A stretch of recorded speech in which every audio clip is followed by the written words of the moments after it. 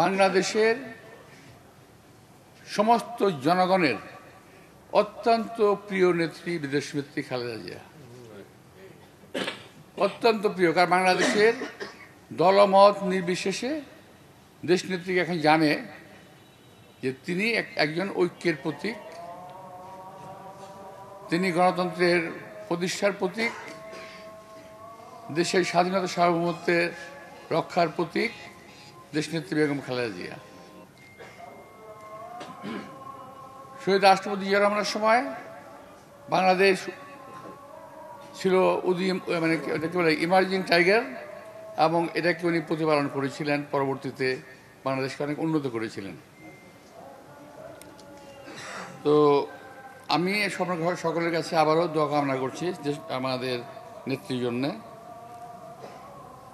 রাজনৈতিক বক্তব্য যদি আমি বলি, মাঝে সময় বলতে শোনা যায়, দেশের বাইরে থেকে বসে যে চক্রান্তকারীরা সারা দেশটাকে বছরের পর বছর দখল করে রেখে,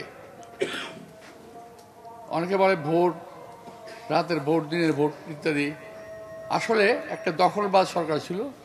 দখল করে রেখে পুরো লুটপাট করে দেশটাকে শেষ করে দিয়ে গেছে। এবং তারা এখন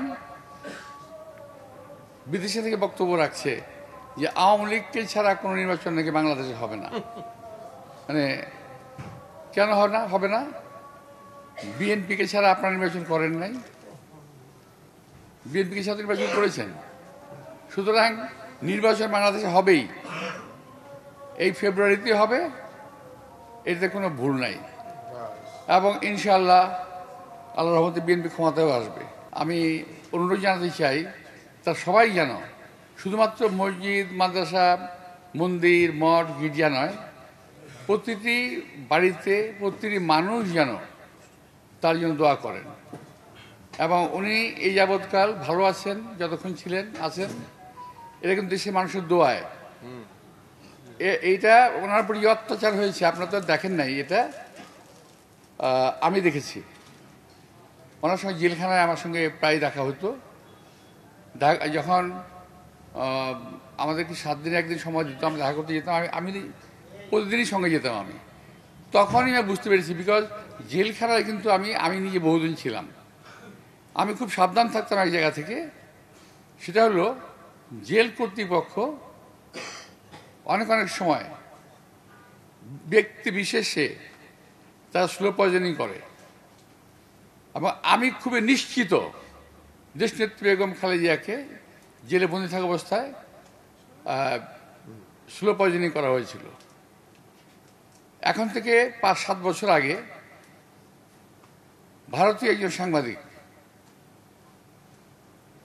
ঢাকায় এসেছিল, যখন আমার সাথে দেখা হয়, উনি বললেন, আপনি কি নিয়ে লাফালাফি করতেছেন? উনি তো বাঁচবে মাত্র 2 বছর। আমি বললাম, কেন? ওইভাবেই ডিজাইন করা আছে। বুঝতে পারছেন কথাটা?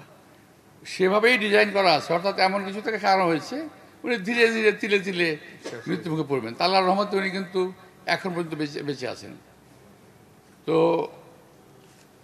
ওনার আজকে, হ্যাঁ, মানুষের হায়াত মহত্ব আছে, স্বাভাবিক, কিন্তু ওনার এই আজকে অসুস্থতাটা কিন্তু স্বাভাবিক অসুস্থতা নয়।